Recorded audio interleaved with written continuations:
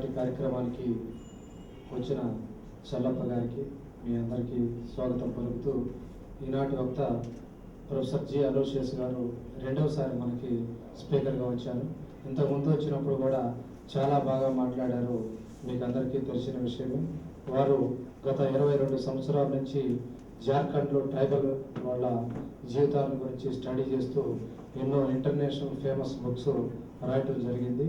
గత 2 సంవత్సరాల నుంచి EFLUలో విజిటింగ్ ప్రొఫెసర్గా పనిచేస్తూ ఉన్నారు. వారు ఎక్కడ ఉన్నా కూడా డాక్టర్ అంబేద్కర్ జీవిత ఆశయం కోసము కృషి చేస్తూ ఉన్నారు. వారు ఈరోజు మనకి ఒక పుస్తకాన్ని కూడా రాసి తీసుకురావడం జరిగింది. ఎవరైనా ఇంట్రెస్ట్ ఉంటే దాన్ని కూడా తీసుకోవచ్చు. వారు మన కార్యక్రమానికి వక్తగా వచ్చేసినందుకు వారికి జైభీం తెలియజేస్తూ now I'm requesting mister G Aloysius to start his lecture. Thank you. I apologize for not being able to talk to you in Telugu. Very ashamed that I have been here for more than a year, but still not managed to learn Telugu because Hyderabad is a Hindi-speaking place. Some of my students tell me, sir, if you come with me to Koti, I may get things cheaper because you speak Hindi. I am really ashamed to acknowledge that, but that is how things are in the country, and one has to take it as it is. Where the local people, some time ago, they took me to Cyberabad and showed me around, and then they said, so we are so proud, we had Hyderabad, Secunderabad, now Cyberabad, and so on. They said, where are the local people? So the local people were there sweeping, maids, and all that. All that is on regular, any city shops, like the usual trading communities shops. They said, what are you so proud of in Cyberabad? You have made another city like any other place, displacing most of the people. After that, leaving them, I came to Lingampalli station to come back to Sitapamandi. So a group of Tamil people were sitting. Then I said, I was a bit curious, I am a Tamil speaker. So I said, where are you all from? I said, we are all only from here. We are the fellows who built that Cyberabad. I said, you are fellows who built Cyberabad, you are sitting here on the ground in Lingampalli. You know, there are so many things topsy-turvy in this country. You know, every country has a problem. Every country has a problem. No country in the world is without any problem. But our country is structurally a problematic country. And in that context, my own today's thoughts will be how religion itself has become so topsy-turvy in this country. We call all those things which should not be called religion, religion. And these are some of the thoughts I would like to share with you. It has been titled as Religion in Modernity. What we consider religion will have to be different in today's times. Modernity means today's times. It should be. We cannot continuously simply believing what was somebody told us this is religion, but we have been having it, and today also we cannot have. There has to be a definite change in attitude, approach, and understanding of religion. These are the sort of some of what I am trying to be sharing with you today, taking out from Baba Saheb's own life. This is not actually an interpretation of Baba Saheb's idea of religion, but it will very closely follow what he and before him Lakshmi Narasimha and several others, Ayodhya and so on. This illustrious group of people in this country, and they have been doing. I am trying to carry that message forward by thinking what ought to be religion, what we should call religion, and so on. You see, Baba Saheb started with a grand idea of abolition of caste, which is very divisive in a society like India, and this is like a ladder, an ascending order of reverence and descending order of conduct. Incidentally, that phrase I found in Lakshmi Narasimha's book, so it is where it comes from Andhra. He thought we are living in a modern era, so things have to become different. Things have to be different. whatever was considered earlier as the right thing to do, that is considering each man different from one another, and men are differentiated by birth, and differentiated also means that one is high, another is low. That is the right thing. Isn't it? When people are based on their birth, and some are born well, some are not born so well. That's the difference. But in modern times, things have become very different. Just the opposite has become true. People are different by birth, but still they are all the same. Still they are all the same. The sameness of people is the basis on which social life, cultural life, political life has to be built, not on the differences to be found among men. Men are different by birth, but still they are all the same. You know, this is just the upside down inversion in mental idea between pre-modernity and modernity. Now, how does this affect religious principles, religious practices, and so on is the today's discussion. Baba Sahib started with the idea that things have changed. Now we are in modernity, and caste should go, and so on and so forth. And then he undertook this great Mahatma fight for human rights and so on. Then he struggled for the Dalit upliftment, scheduled caste people in a particular way. You see, Baba Sahib's life, if you see, that the tension will be there always. One, for the particular concern for this particular group, they should survive at least, but then more than that, survive and then also grow up and become equal. That is one definite concern. But simultaneously, there was another serious concern that society should become modern, the society should become inclusive, discrimination in society should go. Caste is dangerous not only because it oppresses lower groups, but it is also bad for the society. It is bad because it makes divisions among people and makes watertight compartments, and people consider one group the other as a sort of enmity and animosity, and because of that, production suffers. There is no consensus in communities, and there is no common plan or platform is possible, and so on. But he also found another reason why caste should go. Caste is immoral. Caste is basically immoral. So Baba Sahib's writings, we can find clearly three strata of reasons why caste should go. Caste is oppressive, should go. Caste is bad for an organization of a larger society, for efficiency, consensus, mutual love, and so on. Thirdly, it is basically immoral.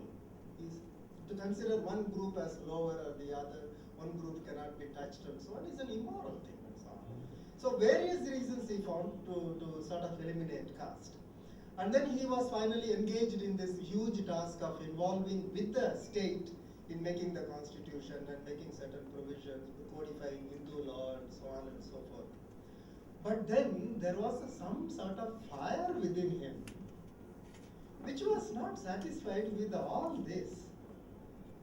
And so finally what he found was, we need to reconstruct a religion. And only then, all this is the earlier activities, struggle for social justice, struggle for the emancipation of the Dalits, and struggle for a change in the law, struggle for human rights, all that will find an anchor. This is the important thing, anchor. You see? Man is basically a religious animal. Man is a philosophical animal. You see, man is engaged to act in a concrete. He has to eat, he has to do building, he has to interact with people in concrete. But then, while he is engaging in concrete, he all the time has in his mind a world view, and why and how ought he should do these particular things. That is, he is a part and parcel of a universal universe, a cosmology. That is what is the essence of religion. I will be explaining to you shortly. You see, every human being is a philosopher. Some articulate it, but most of us don't articulate it. The philosopher's greatness is that he articulates not only on behalf of himself, he articulates on behalf of every being who is unable to articulate. This is the thing. But now we are understanding things better. We said we understand philosophy is ordinary. Philosophy is not what only Kant or Sankaracharya or somebody does. Every human being has within that divine. No, this is Ayati Dasar and almost Ambedkar also. Is a divine in him. The challenge for the human being is to bring out the divine in him. You see? Or because he can also become a devil. Human beings have the choice between becoming a devil or a divine. Now the call of the religion is that you should become a divine. Now, in the beginning of modernity, that is 18th century, 19th century and so on, many of us thought, now everything is religion, science, reason, and we can reason out why, and if somebody cannot express the reason, then he said this fellow is very superstitious. Superstitious, he doesn't understand. These are all gone, old things will go. So we thought religion will disappear. Religion, at one moment in history, we thought religion will disappear. Everything will be controlled by science, reason, rationality. Everything will be ordered, and every human want can be satisfied. Every human curiosity for knowledge will be satisfied by science. Great scientism and so on. But later we found it is not like that. It is not like that. Religion doesn't go. In fact, in the 19th century and so on, for example, the great Catholic Church broke, and then it became several churches, French church, German church, national churches, English churches, and so on. And the churches, I mean the actual churches, became empty. People never used to go to mass on Sundays and so on. Everybody, people stopped having worship and so on and so forth. But then curiously, they also found people are having study circles on Bible. Bible was getting translated into different languages. People are having on their own interpretation and so on. They refused to go to the priest. But then we said, no, we don't need any more a broker between God, the divine, and myself. I can directly negotiate and engage with God. So they started having Bible circles and so on in Europe. And the churches, the one church became many church, and people started, somebody got inspired, he will preach on the Bible. It doesn't require that somebody should be a priest and so on and so forth. Now what was happening was, religion was not disappearing, but religion was changing its nature. And what was the direction of this change was democratization. Religion was becoming democratized. God and religion became accessible to everybody, in every language. There is no need for sacred language, there is no need for sacred special personnel and so on. Everybody, we are thinking being, we can approach the divine on our own right and so on. This is the great thing that happened in history. Religion got democratized. As every other sphere of life got democratized, religion also got democratized. Now this is the biggest struggle. People don't easily give up their privileges, their priorities, and we are the sole interpreter. It's even among us now. Who is the expert? I am the expert, or you are the expert? You see, I was in Jharkhand. People used to come and engineers, with due respect to some engineers who might be here. In Jharkhand, the people used to come and build dams, and the local people will tell, sir, you are coming in summer. You should come when the water flows. Water is flowing from this direction to this direction, not the other way as you are thinking. These people will say, who is the expert? I am the expert, or you are the expert? Sir, you may be an expert, but you are the local people, we know how the water flows here. You see? The problem is, knowledge is not anymore the privilege of a select few. And with the due training, whatever be my birth, I may be born in any community.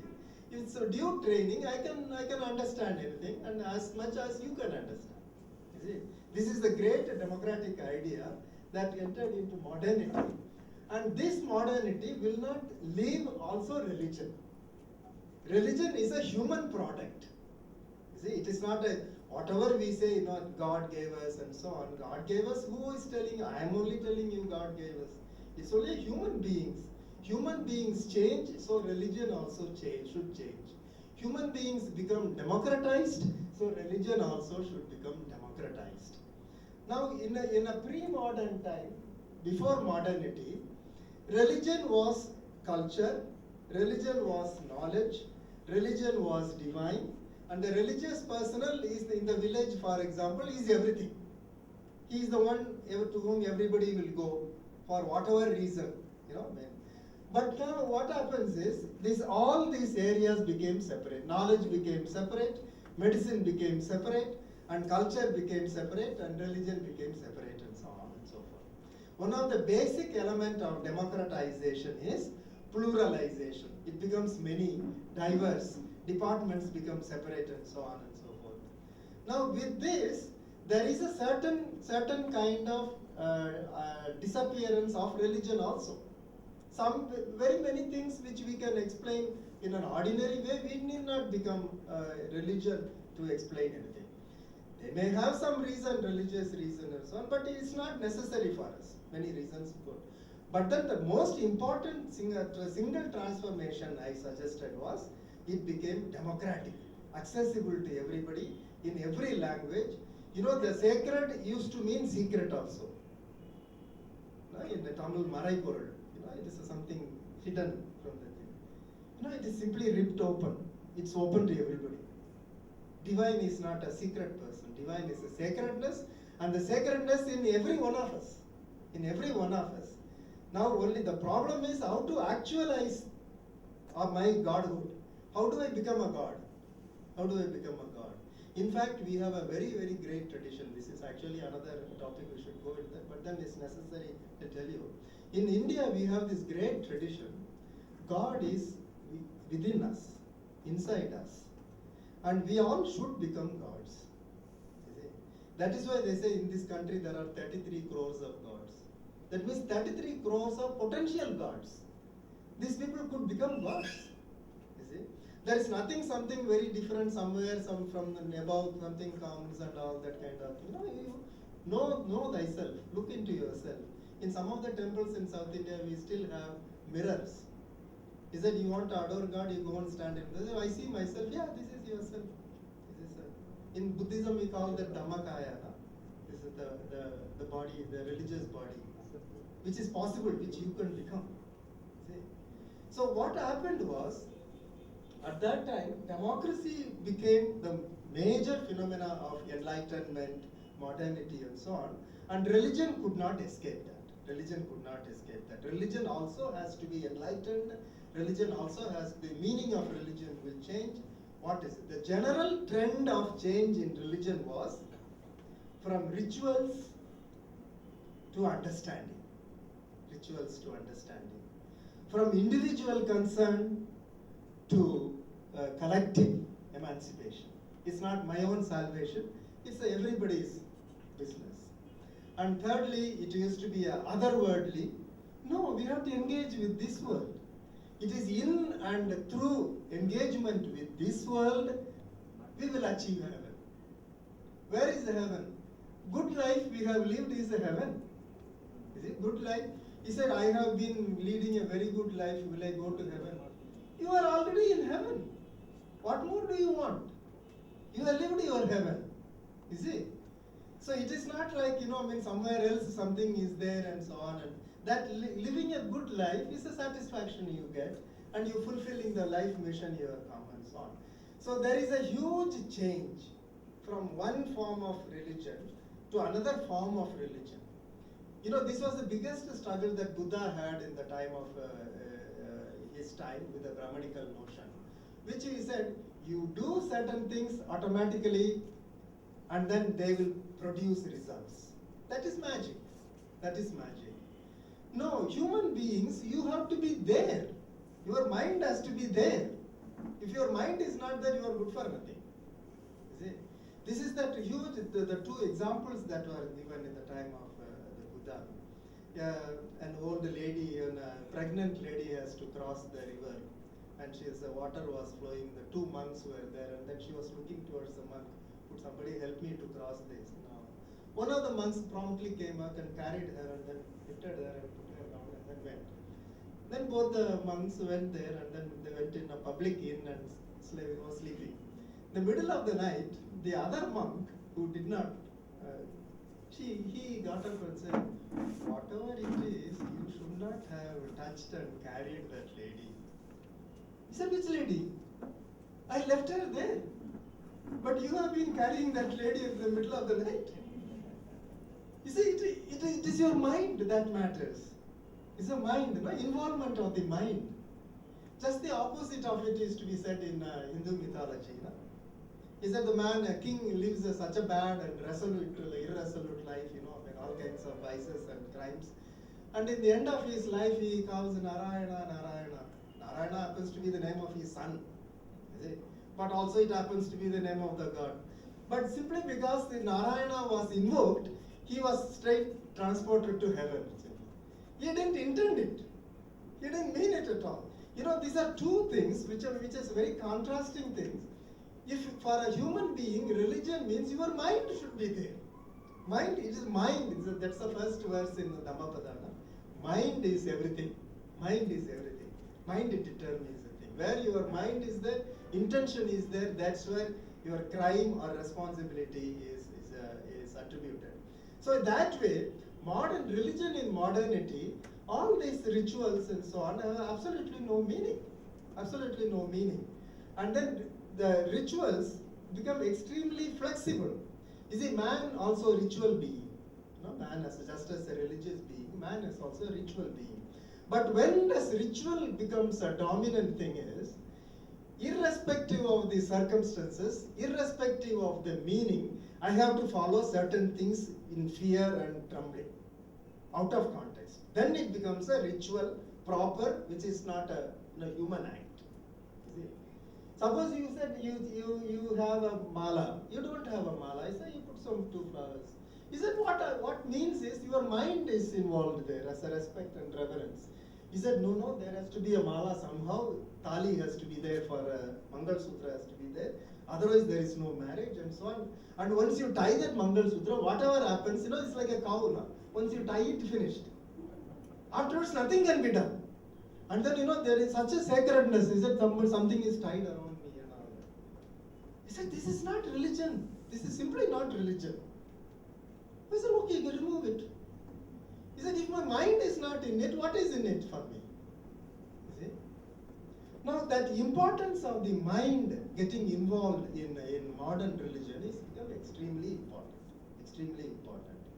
And along with that, as I said, the democratization, all the democratic values which we observe that all human beings are same and they are all of the same worth should become the central tenet of any religion. If it is to be called religion at all, this is the crux of change in modern religion. You see? You may have, in the name of religion, any practices, anything that may be practiced by centuries together and so on. But now in the modern times, unless and until my religious practice includes the human, democratic, egalitarian values, that religion is not a religion. It doesn't deserve. And even in a discussion, Sheikh, we should not grant that is a religion. You see, that is not a religion. Let us not talk about it as a religion. This is Baba Sahib Ambedkar's philosophy of Hinduism. You see that. You see? Justice is the test whether a religion is a religion or not. If it doesn't have, then it is not a religion. Now, for many of us, ordinary purposes, our understanding is religion is that which doesn't change, which people have been practicing, for which we should not ask any reason. We should simply obey. This obedience of the willpower, that is what characterizes religion for most of us. In all religions, in Islam, in Christianity, in Hinduism and so on, don't simply ask. If you start asking, then you are a crooked man, you are not a believer, you are an atheist, you are a skeptic, all kinds of things. Because religion means you have to simply obey. But in modernity, it is not like this. God has to survive, he has to survive our human questionings. If he doesn't survive human questioning, then he cannot be called God or religion. You see? And so unless the ordinary human values, which even the atheist, a communist, or even a fellow who doesn't know anything, he respects his friend as another human being, and that respect is not part and parcel of the religion you practice. And if that religion happens to say something different from that or against that, that is not a religion. That is not a religion. Is it? So what is it? Babasaheb Ambedkar finally wrote a Buddha and his Dhamma. If you read that, he said Maitri, knowledge, compassion, all these are, where is religion in it? Is it? Now Baba Saheb's idea is that is the very, very crux of religion and the gate through which, if at all there is anything, you go to the divine. The road to go to the divine has to be necessarily through karuna, maitri, compassion, inclusion, and so on and so forth. And some, you want to go further, you go. You don't want to go further, you can stop. Because that is the portal of religion. Portal of religion. See? But if you say you can avoid all this and go to through some other shortcut, through magic or some kind of incantation and some kind of bringing something or do something else happens. These are all hocus pocus, fraud, simple fraud. This struggle has been coming from several centuries in this country, several centuries. Now, of course, the most important century was the Buddhist century. It has been a bitter struggle between two ways of looking at religion, two ways of looking at human life itself. Now, this entire struggle, in various ways, it has been going down the history. It came back for another huge confrontation in the modern period, during the colonial period in India. A religion was being constructed during the colonial period. This has to be remembered. The biggest gift of the British to Indian subcontinent was a religion called Hinduism. They made something and gave it to them. They made something and gave it to them. The British came, and most of them are of course Christians. They had the Bible in their hand. And then they found one or two people here in Muslim people, they are having Quran. He said, I am having Bible, he is having Quran. Where is yours? So these people scratched their head, went home, collected all bundles, old bundles, and then tied them up in boras, and then put it there, this is ours. So one very well-meaning bureaucrat, intellectual, Max Muller, took them all to School of Oriental and African Studies, London, sorted it out carefully, printed 56 volumes, Sacred Books of the East, and brought it there, this is yours. That was an awakening to the people of this country. He said, these are ours? Yeah, this is yours. You mean to say the whole thing is ours? Yeah, the whole thing is yours. Your Bible is only this big. Your Quran is so small. But ours is so big. Is it? A new religious awareness was coming into this country. Before that, there was Manusmriti here, there, and then there was Vedas here and there. Somebody used to read it, somebody used to hear about it. Most people never knew anything about it. Even the Brahmins